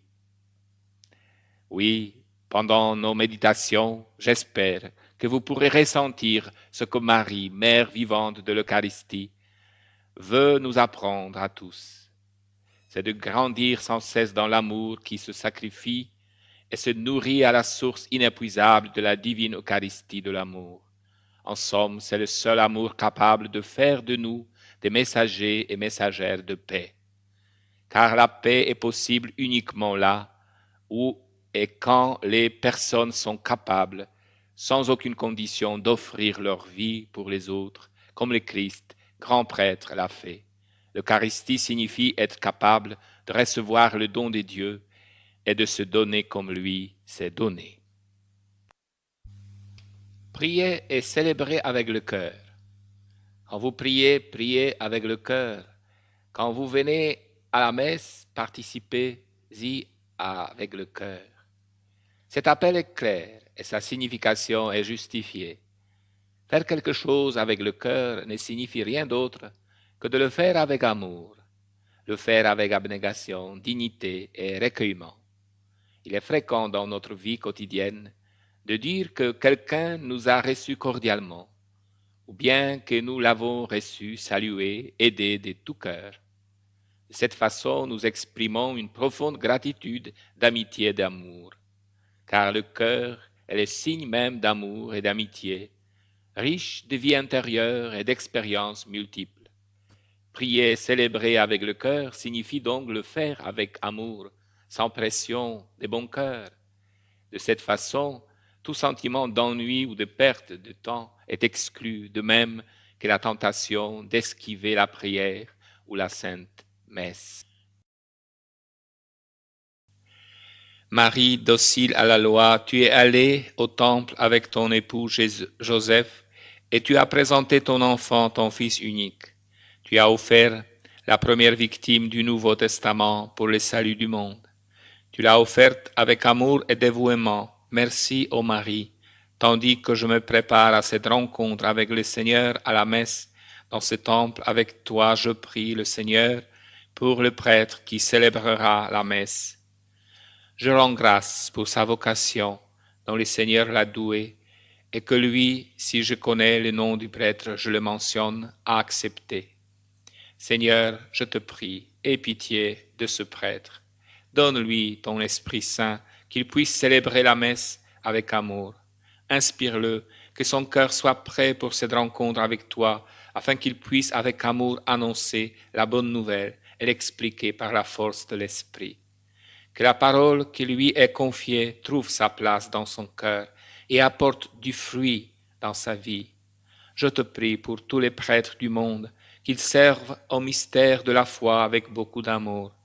Je sais que nombre d'entre eux ont des difficultés, sont malades ou pauvres, se sentent isolés. Marie, avec toi, je les offre au Seigneur, qu'il les guérisse, qu'il les comble de son amour, que Dieu soit avec eux pour qu'ils ne soient plus seuls. Tout particulièrement, je te recommande les prêtres qui ont perdu l'amour envers le mystère de la foi, n'ont plus de ferveur pour célébrer le sacrifice eucharistique, ne croient pas pleinement que ton Fils est présent, corps et âme, sous les apparences du pain et du vin. Ils communient à la légère, n'ont la volonté ni le temps de vivre une vie spirituelle plus intense.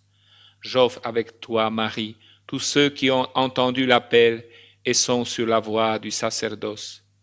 que par la grâce de l'Esprit Saint, ils grandissent dans l'amour de l'Eucharistie, qu'ils puissent un jour, avec amour et ferveur, ainsi que tu les fis jadis dans le temple, célébrer le sacrifice de la messe, être des joyeux diffuseurs des mystères divins.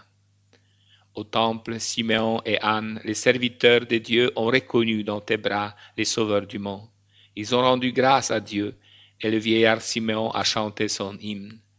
Maintenant, souverain maître, tu peux, selon ta parole, laisser ton serviteur s'en aller en paix, car mes yeux ont vu ton salut que tu as préparé à la face de tous les peuples, lumière pour éclairer les nations et gloire de ton peuple Israël. Marie, j'inclus dans ma prière et ma préparation à la Sainte Messe toutes les personnes âgées ou malades qui désirent y participer, mais en sont empêchées pour cause de vieillesse ou de maladie. Qu'à cet instant, elles soient capables d'offrir à Dieu leur croix et leur maladie, et les unir à ce sacrifice pour leur salut et celui du monde. Je t'offre aussi ceux qui pourraient venir à la messe, mais ont perdu la foi et ne viennent pas. Enfin, je t'offre tous ceux qui n'ont jamais connu ni entendu le divin miracle de l'amour eucharistique. Le mystère de Jésus retrouvé au temple. Ô Marie, tu élevais ton Fils unique avec ton époux Joseph. Vous viviez en famille, d'après la loi divine, en priant, jeûnant, gardant les sabbats et observant les règles de la loi. Avec l'enfant âgé de 12 ans, vous êtes allés en pèlerinage à Jérusalem pour accomplir la loi. Dans ce pèlerinage, vous avez eu une grande contrariété. Pendant 3 jours, avec tristesse, vous avez cherché Jésus, et votre joie fut grande lorsque vous l'avez trouvé dans le temple. Tout ce que tu as entendu de lui dans le temple, tu ne l'as pas compris, mais tu l'as gardé dans ton cœur. Marie, tu désires que la messe soit pour nous une joyeuse rencontre avec le Seigneur, le Dieu vivant. Me voici, Marie, dans le temple où habite le Dieu fait homme, ton Fils notre Seigneur. Je désire le trouver ici, les rencontrer de nouveau et garder dans mon cœur les paroles qu'il me dira. Que ma tristesse et mon hésitation s'échangent en joie et certitude dans l'offrande entière à Dieu. Que cette rencontre change ma vie. Je souhaite prier et vivre sans cesse avec lui, comme toi, ô Marie. Aujourd'hui aussi, tu cherches tes fils et tes filles qu'on ne voit plus à l'église, qui s'égarent sur le chemin de la vie, se laissent retenir ou arrêter, tardent ou n'arrivent pas à la destination où Dieu les attend. Tu cherches les faibles et les indécis qui désirent accomplir la volonté de Dieu mais n'en sont pas capables. Tu partages la peine des parents qui souffrent à cause de leurs enfants perdus dans le mal et les péchés. Que la tristesse de tous ces parents se change en joie. Que tous retrouvent l'affection familiale remplie d'amour et de paix dans le respect des uns des autres en récompense de tant de sacrifices mutuels. Nous trouvons facilement des raisons pour manquer la messe. Toutes ces raisons peuvent se résumer en une seule. Dieu n'est pas le premier servi dans notre vie. D'autres valeurs ont pris la place de Dieu et il n'y a plus de temps pour lui. Quand Dieu n'est pas au centre de la vie humaine, on les remplace par autre chose. On a du temps et des forces pour nos idoles. Tout le reste, et surtout les religieux, perd de sa valeur. Quand l'argent a pris la première place et quand l'amour est remplacé par le pouvoir, la célébrité ou l'égoïsme de toutes sortes, alors non seulement on n'a plus le temps pour la prière, mais Dieu est tout à fait exclu. C'est de ce danger dont nous parle la Vierge. On se trompe soi-même quand on ne se nourrit pas spirituellement en trouvant l'excuse dans le travail et le manque de temps. Cette duperie amène l'homme et la femme au découragement spirituel, autrement dit à l'état où ils ne peuvent ni aimer, ni pardonner, ni être charitables, donc non en mesure d'accepter et de respecter la vie. Travailler sur soi-même. Toute rencontre avec Dieu doit être pour nous un appel au changement. Dieu nous aime tels que nous sommes et sans condition. L'amour comporte en lui-même un profond désir de ressembler à l'être aimé et de devenir de jour en jour semblable à lui. L'amour de Dieu pour nous met dans notre âme le désir de lui ressembler et de grandir continuellement en amour, en sainteté, charité et pardon, afin d'être disponible à coopérer avec lui. Ce besoin de croire à l'image de Dieu est caché au plus profond de notre être. Cet appel à l'élévation personnelle qui provient de l'amour suscite en nous le désir de répondre par l'amour. La plus grande injustice que l'homme se fait à lui-même est la négligence de travailler à son propre bien spirituel. Comment inciter les fidèles à mieux participer à la Sainte Messe pour que cela porte plus de fruits?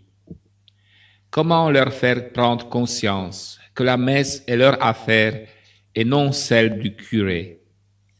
La règle de toute éducation et de toute expérience vécue dans l'acceptation nous dit « Pour autant que l'on s'engage davantage, on comprend mieux les événements de la vie et on les accepte plus facilement. On se rend compte qu'ils nous appartiennent. La peine qu'on s'est donnée nous les rend plus intimes, plus beaux, et on les prend avec plus de responsabilité.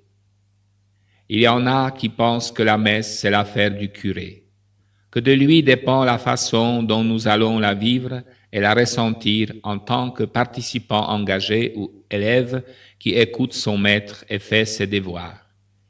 Il est toujours facile de trouver des coupables. Mais l'esprit des messages que la Vierge nous donne n'est pas de les rechercher.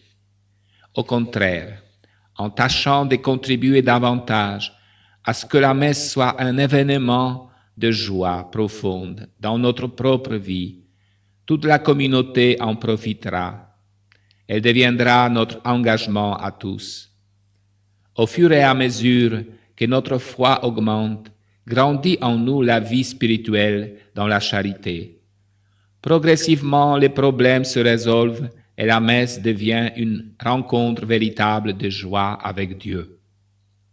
Il serait certainement bon et utile d'enrichir les parties de la messe par des symboles et des expressions différentes se basant sur la foi et la prière. La liturgie de la Sainte Messe est parfois routinière, usée, sans âme. Il lui manque l'apport personnel de l'officiant et des fidèles. Quand des jeunes chrétiens de l'Église africaine assistent pour la première fois à notre liturgie en Europe occidentale, ils sont désagréablement surpris, d'abord par la rapidité du culte, mais surtout par le manque d'expression dans ces rencontres liturgiques. Ils parlent avec joie de leur culte, de la présentation des offrandes, des chants, de l'accompagnement rythmique. Pour eux, tout ceci aide à comprendre la parole de Dieu et à former la foi du chrétien. Par exemple, quand l'officiant annonce l'Évangile, on entend dans la communauté des exultations parce que Dieu parle à son peuple et il se réjouit. Pour que la foi puisse se manifester, il faut être ouvert au Saint-Esprit. Cela vaut non seulement pour l'officiant qui préside, mais aussi pour toute l'assemblée qui se réunit autour de lui.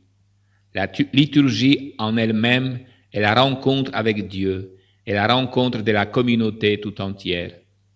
Avec un peu d'amour et d'imagination, la charité est ingénieuse, l'effort peut produire beaucoup de fruits et faire de la messe une expérience du Dieu vivant, véritable, unique, saint, miséricordieux, juste, guérisseur et sauveur. Quoi faire avec ceux qui viennent? Comment organiser la célébration de la messe? Me suis-je donné à moi-même l'occasion de me préparer personnellement? Comment ai-je fait la préparation des autres? Pour le moment, cela me semble plus important que de blâmer ceux qui ne viennent pas à la messe.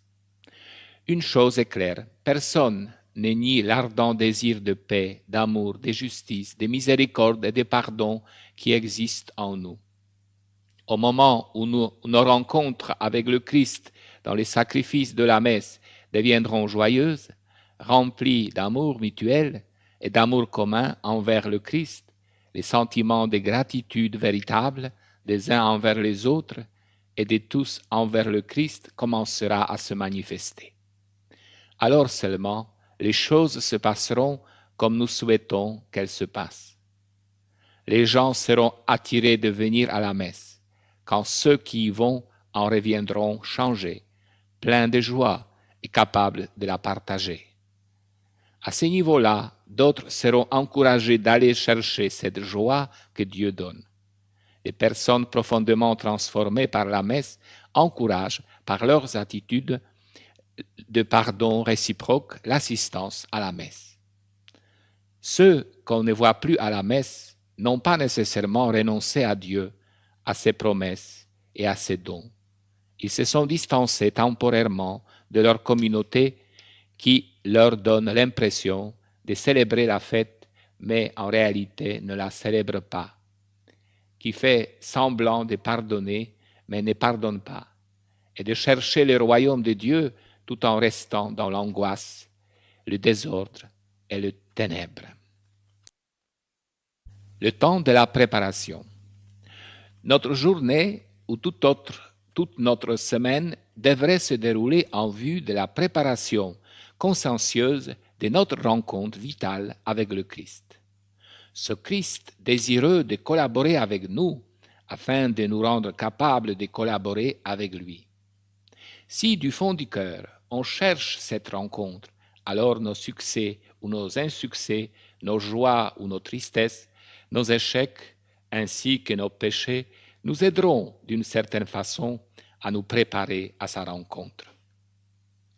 À Medjugorje, la véritable préparation a lieu avant la messe du soir par la récitation du chapelet, l'invocation au Saint-Esprit, les chants des litanies de la Vierge.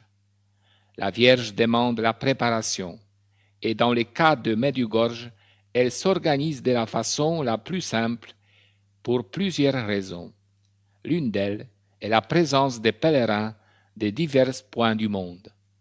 La récitation du chapelet est abordable même quand on ne comprend pas la langue. Entrecoupée des chants courts, elle permet à chacun de vaincre doucement et sûrement la distraction quotidienne, de se recueillir et de se reposer pour accueillir le Christ au fond de son âme et préparer sa rencontre avec lui. Le chapelet crée une relation d'amitié entre Jésus, Marie et nous. Nous contemplons leur vie de foi, autant dans les exemples de joie que dans ceux de la douleur et de la gloire. À Medjugorje, cette préparation dure 1 heure. Toutefois, si l'on ne peut trouver du temps avant la messe, elle ne doit pas faire défaut. En voiture, à pied, en compagnie de la famille ou des amis, en allant vers l'église, on peut prier et se préparer. Il faut laisser de côté toutes les autres conversations et prier. Nombreuses sont les intentions et les grâces pour lesquelles nous pouvons prier. L'amour envers Jésus et sa parole, la foi en sa présence dans l'Eucharistie, de même que la prière au Saint-Esprit pour nous, pour ceux qui viennent à la messe et pour les prêtres qui se préparent à célébrer la messe. Il serait bon aussi de prier pour la lumière intérieure, afin de discerner les obstacles et les attraits de ce monde qui nous empêchent d'aller droit à la rencontre avec Dieu. De même, il est bon de prier pour la guérison des cicatrices restées dans notre âme, à cause de nos péchés personnels, des péchés des autres contre nous, et vice-versa. Bon nombre de fidèles assistent à la messe seulement le dimanche, donc une seule rencontre hebdomadaire avec le Christ dans les sacrifices de la messe. À chaque fois, une préparation est nécessaire. À la Sainte Messe, Dieu nous parle à travers la lecture des Écritures saintes. Le Christ se sacrifie pour nous sur l'autel, se fait présent dans le pain et s'offre à nous dans la communion. La communion est la rencontre mystique de l'âme et du corps avec Dieu caché. C'est pourquoi l'âme et le corps doivent être prêts, ressentir cette présence enveloppée dans les apparences simples du pain et du vin, et être à l'écoute du divin silence dans lequel Dieu désire nous parler et nous guérir. Dans tous les cas, il s'agit de la rencontre avec Dieu vivant par Jésus-Christ. Le Christ est sans cesse et avec le même amour, prêt à nous rencontrer et nous rendre heureux. La rencontre se réalise au moment où les deux personnes se recherchent.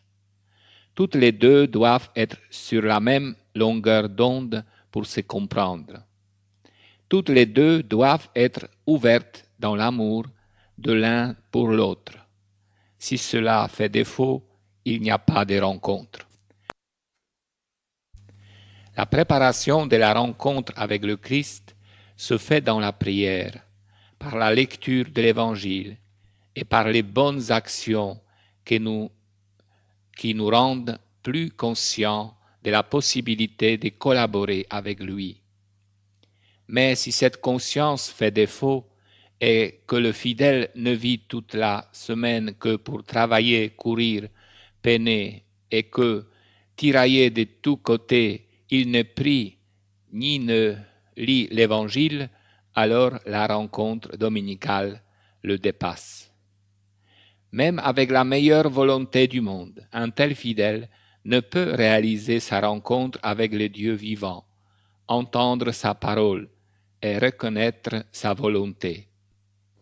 Dans ce cas, le fidèle reste inaccessible à ce qui se passe à la messe et hors de l'événement. De nombreux fidèles vont régulièrement à la messe, mais rien ne change dans leur vie.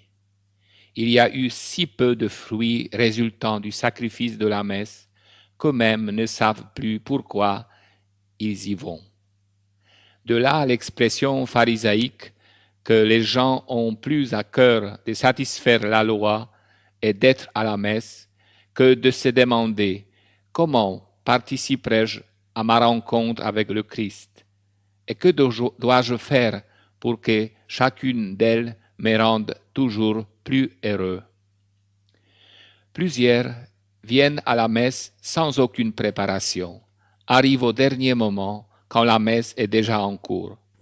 Un tel croyant, pas prêt pour entrer dans le mystère de la présence de Dieu dans la messe, est exposé au grand danger de trouver la messe longue et ennuyeuse. L'officiant, les sermons, les chants, rien n'est à son goût. Pour les mêmes raisons, il sort vite de l'église dès la bénédiction. Aussitôt sorti, il a le temps de s'attarder avec des connaissances, de bavarder et de flâner. Il est bien rare que l'on échange des réflexions que la parole de Dieu a éveillées en nous. Si donc le fidèle continue à être à la messe de cette façon, il satisfait à la loi, mais il ne se passe rien en lui. Nous nous demandons avec raison pourquoi cette loi existe-t-elle. Prier avec le cœur ou célébrer avec le cœur ne signifie nullement que nous soyons toujours disposés de façon égale. Cela dépend de notre attitude intérieure et non pas toujours de nos sentiments. Suivant les circonstances de notre vie, l'attitude peut parfois varier selon que nous sommes joyeux ou tristes. La valeur de la prière ne dépend pas de ce que nous ressentons au moment précis. Même lorsque nous avons le désir et la volonté de faire quelque chose, il nous reste à faire l'effort. Quand par exemple une mère veille toute la nuit près de son enfant malade, elle le fait certainement avec amour, sans être pour autant exempte de l'inquiétude, des soucis et de la fatigue. Au contraire, l'amour se manifeste encore plus, justement dans ces circonstances où se présentent les difficultés pour persévérer et pour agir avec amour. L'amour véritable n'est pas dirigé par les sentiments. On n'a pas le droit d'appeler cela amour. Dans la vie spirituelle, les difficultés de prier ou de célébrer la Sainte Messe peuvent être un temps d'épreuve dans lequel il faut continuer le chemin et non l'abandonner. Beaucoup ont abandonné la prière et la Sainte Messe à cause des difficultés. Au lieu de les résoudre, ils ont tout lâché. La vraie prière et la célébration avec le cœur se manifestent au premier geste. Déjà par la façon dont je salue quelqu'un, lui tends la main, lui parle, on peut découvrir à quel point je suis sincère. De même, en entrant dans l'église, par la manière dont je fais la génuflexion, les signes de la croix, la manière de m'asseoir, de me lever, de m'agenouiller, de communier, de sortir de l'église, laisse entrevoir l'amour et le respect qui me guident.